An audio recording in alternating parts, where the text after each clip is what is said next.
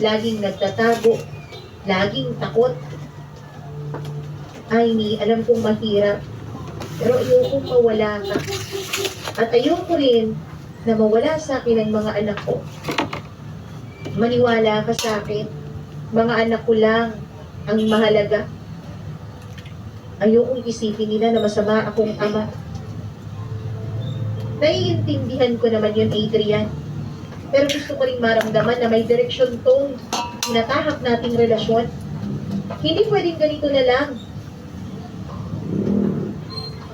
Aini, please. Mahal na mahal kita.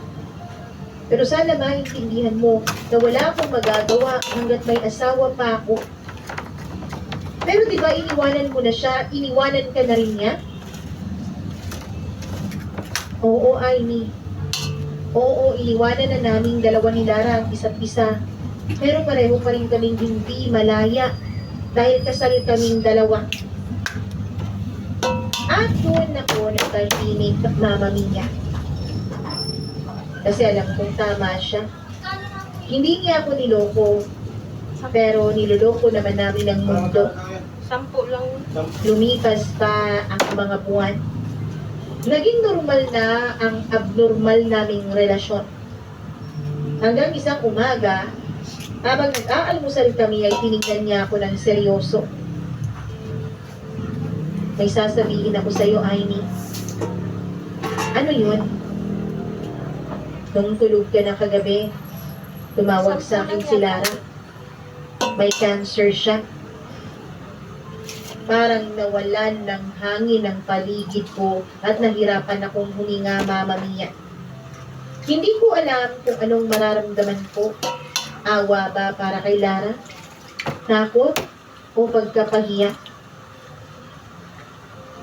Anong sabi mo sa kanya? Tanong ko.